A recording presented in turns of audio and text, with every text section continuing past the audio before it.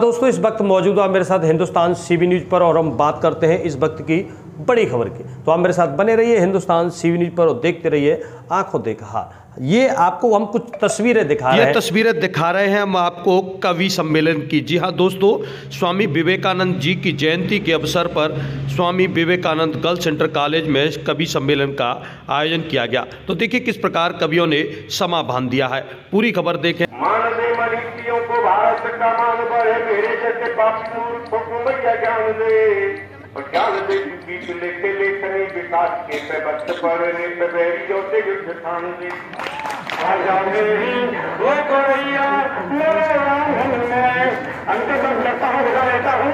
क्या कहना चाहता हूँ कि तुझको हमने इंसानों को क्या मजबूर किया, अपने हित को समझ हित में तुझको दूर किया।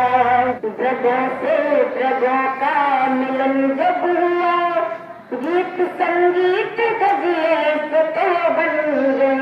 वैसे कहने लग गया ये टूरा का रेलवे स्टेशन है, जिस किसी हरामी को उतरना हो चढ़ जाए, जिस किसी नालायक को चढ़ना हो चढ़ जाए। ये भारतीय रेल समय से आती है, समय से जाती है, रेल किसी का इंतजार नहीं करती। वैसे भी तो उल्लू के बच्चे के चक्कर में आधा घंटा रेलवे स्टेशन नहीं।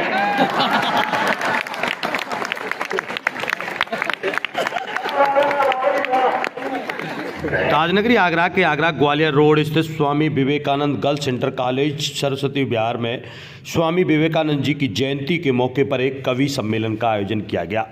कवि सम्मेलन के मौके पर यहां कवियों ने अपनी कविता और हास्य व्यंग के चलते आज के राजनेताओं पर जमकर व्यंग कसे।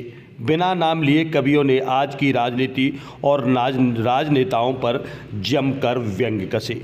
वहीं छात्र छात्राओं द्वारा स्वामी विवेकानंद जी की जयंती के अवसर पर रंगारंग कार्यक्रम भी आयोजित किए गए। राष्ट्र कवि ओमपाल ने देखिए किस प्रकार स्वामी विवेकानंद जी के जीवन पर अपनी कविता के माध्यम से छात्र छात्राओं को जागृत किया। तो वहीं स्कूल के प्रबंधक लोकेंद्र दुबे ने स्वामी विवेकानंद जी के विषय पर छात्र छात्राओं को बताया। साथ ही साथ उन्होंने कहा कि हम सबको स्वामी विवेकानंद जी के पद चिन्हों पर चलना चाहिए, हमें उनके जीवन से सीख लेनी चाहिए। कवि अंगद धारिया ने देखिए बेटियों को समर्पित गौरैया की कविता कही और कहा कि बेटियां दो परिवारों का मान बढ़ाती हैं। तो वहीं हास्य कवि राम राहुल ने अपने हास्य के जरिए छात्र छात्राओं एवं अतिथियों को काफ़ी हंसाया। महिला कवि साकेत कुलश्रेष्ठ ने आज की युवा पीढ़ी पर बूढ़े माँ बाप की सेवा न करने पर देखिए किस प्रकार अपनी कविता के माध्यम से अपने माँ बाप की देखभाल करने की बात कही।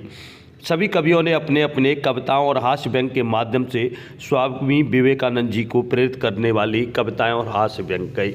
इस मौके पर देखिए किस प्रकार राष्ट्रीय कवि ओमपाल निडर, राम राहुल हास्य कवि, महिला कवित्री साकेत कुलश्रेष्ठ, डॉक्टर अंगद सिंह धारिया कवि के साथ साथ स्कूल के लोकेंद्र दुबे, बाबूलाल, अम्बरीश त्यागी, आकाश भारद्वाज, क्षेत्र से नरेश, राकेश शर्मा, प्रवीण गुप्ता, देवेंद्र उपाध्याय, अशोक शर्मा, उमेश शर्मा, शिव नारायण आदि लोग मौजूद रहे।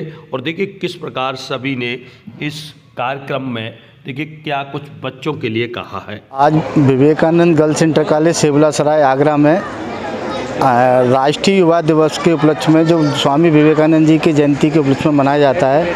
प्रत्येक वर्ष विद्यालय में एक इस प्रकार का कार्यक्रम रखा जाएगा वार्षिक उत्सव के लिए। उसी के नाम पर विद्यालय का नाम है विवेकानंद जी के नाम पर।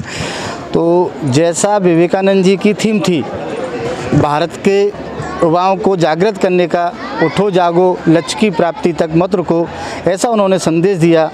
उसी को बढ़ावा देने के लिए, देश में जागृति पैदा के लिए, युवाओं में जोश बनने के लिए, जैसा उनका व्यक्तित्व था विवेकानंद जी का, उस व्यक्तित्व का प्रसार करने के लिए प्रतिवर्ष विवेकानंद जयंती के उपलक्ष्य में उक्त विद्यालय में कार्यक्रम रखा जाता है, प्रतिवर्ष होता रहेगा ऐसा।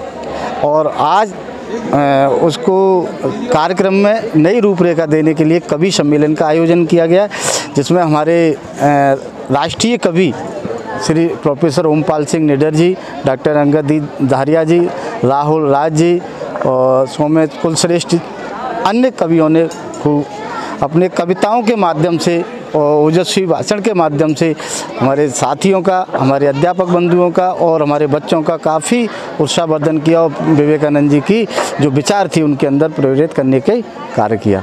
आज परम पूजनीय स्वामी विवेकानंद जी की जयंती इस विवेकानंद गर्ल्स सेंटर कॉलेज में भाई लोकेंद्र दुबे जी के तत्वाधान में मनाई जा रही है। आज उन्होंने इस साहित्य का समागम किया है, साहित्य का जो अनुष्ठान किया है, बहुत ही अच्छा लग रहा है। बच्चों के बीच स्वामी विवेकानंद से संबंधित कवियों ने कविता पढ़ी हैं, हास्य व्यंग भी पढ़े हैं। तो साथ ही हमारे गुरुवर आदरणीय ओमपाल सिंह डर जी से लेकर मैं अंगद धारिया से लेकर राम राहुल से लेकर बहन साकेत जी तक जो कार्यक्रम हुआ है, मैं बहुत ही अभिभूत हूँ। और आपके माध्यम से हमारी कविता का लाभ जनमानस को मिलेगा। आप सभी पत्रकार बंधुओं का बहुत बहुत धन्यवाद देते हुए विद्यालय परिवार का आभार व्यक्त करता हूं और कोशिश करता हूं कि हम उनके आचरण पर चलकर चरित्रवान बने, देश को संदेश दें, बच्चों को संदेश दे रहे। इन्हीं शब्दों के साथ मैं आप सबका आभार प्रकट करता हूं। आज श्रद्धेय प्रातः स्मरणीय देश के गौरव और देश को जगाने वाले स्वामी विवेकानंद जी की जयंती है और इस जयंती पर इस विवेकानंद इंटर कॉलेज ने, विद्यालय ने और यहाँ के प्रबंधन ने, यहाँ के अध्यापकों ने उनकी जयंती को मनाने के लिए भाई डॉक्टर अंगद धारिया से कहा कि एक कवि सम्मेलन भी हो जाना चाहिए। तो उनका रात को फ़ोन पहुँचा और जो पोस्टर बनवाया वो भी पहुँचा। तो हमने कहा सौभाग्य से हम, यानी वैसे तो दुर्भाग्य से ही पहला था कि हम खाली रहते आज, बाकी तो सब जगह जाते ही हैं, तो हम उपलब्ध हैं, हम ज़रूर आ जाएंगे।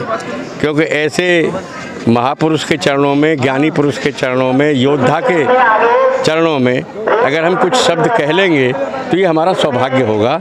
हम इसलिए यहाँ हैं। युवाओं को लेकर क्या कहना चाहिए? युवाओं को लेकर कहना है कि उन्हें विवेकानंद जी से ही ये शिक्षा ग्रहण करनी चाहिए और वो चरित्र पर बहुत जोर देते थे और युवाओं पर बहुत विश्वास करते थे।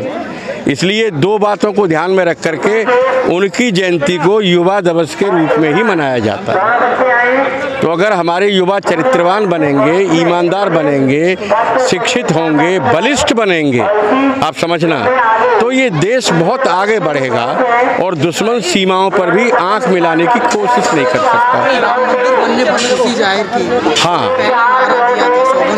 हाँ, देखिए मेरा सौभाग्य ये है कि मैंने चाहे किसी प्रकरण में सही, श्रद्धेय बैरागी जी थे उस समय, वो एक गीत पढ़ते थे, चाचा नेहरू जिंदाबाद, हम बच्चों का है कश्मीर, अमर तिरंगे का कश्मीर।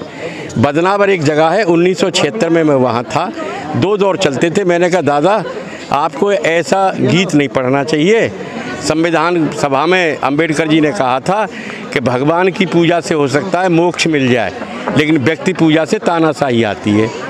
किसी के मुंह से निकल गया क्या पढ़ना चाहिए, तो मैंने पहली पंक्ति पढ़ी, वो बच्चा बच्चा राम का। तो बैरागी जी ने पीछे से कहा जन्मभूमि के काम का। लेकिन जब 92 की घटना घट गई तो उन्होंने मुझसे कहा कि तू मेरा नाम मत जोड़ा कर इसमें। मैंने क्यों? कि अब तेरी जन्मभूमि अलग है और मेरा दल तो नाराज़ हो जाएगा। तो ये स्थिति बन गई। फिर जब 1980 में मेरा माइक छीन लिया तो डॉक्टर ब्रजेंद्र अवस्थी जो देश के बड़े कवि थे, संचालन कर रहे थे, उन्होंने कुछ ऐसा पढ़ दे तो माँ भवानी से मैंने ध्यान लगाया, 4 पंक्ति बन गई उसमें। तो वो 4 पंक्ति की अंतिम पंक्ति थी, सौगंध राम की खाते हैं मंदिर वहीं बनाए सहारनपुर में। तब मुझे नहीं मालूम था कि बहुत महत्वपूर्ण है। जब 4 साल बाद विश्व हिंदू परिषद बजरंग दल का आंदोलन हुआ और ये दीवार दीवार पर लिख गई, और जब मैं जेल गया तो वहाँ जब लिखा और मेरा नाम देखा तब मैं समझा कि ये तो बहुत बड़ी कविता तेने लिख दी। फिर वो कविता एक एक बंद करके बढ़ती रही। 89 में जाकर के 9 बंद की हो गई। उसी में एक पंक्ति आती थी, कहो गर्व से हम हिंदू हैं। ये हालांकि विवेकानंद जी की पंक्ति है, मेरी कविता में आ जाती थी, समझिए। इसी में एक पंक्ति आती थी, संग्रहालयों इतिहासों में हम पढ़े जाएंगे, मतलब एक पंक्ति आती थी इसमें। हाँ, अगर हम नहीं जगे तो बहुत गड़बड़ हो जाएगा, संग्रहालय और इतिहास की वस्तु बन जाएंगे। क्योंकि इतना बड़ा देश, इतना बड़ा धर्म, इतनी बड़ी जनसंख्या पूरे युगों युगों तक इंतजार करती नहीं लुटेरे आएँ, हमें मारें और लूटें और स्थापित हो जाएं। हम किसे मारने गए थे? तो मैं ऐसी कविताएं पढ़ता हूँ कि हमने की हिंसा एक बार भी बताई है और कभी किसी धर्म को भी हमने दबाया नहीं। हो सके तो इतिहास में से ढूंढ लाइए। और हमारे देश में ही बंटवारे में तो हमारा देश है, हमारा शब्द प्रयोग कर रहा हूँ, तो भी लोग आज भी मार काट रहे हैं। कोई उदयपुर में काट देता है, कोई आगरे में काट देता है, कोई कहीं दिल्ली में काट देता है, उसमें गलती हमारी है। अरे ये तो उन्होंने भी कहा है स्वामी महावीर स्वामी ने कि भाई काटना छोड़ दे, लेकिन फुंकारना तो याद रख, मारो मत, लेकिन ऐंठ में तो रहो थोड़े कि तू कुछ कहेगा तो मारेंगे।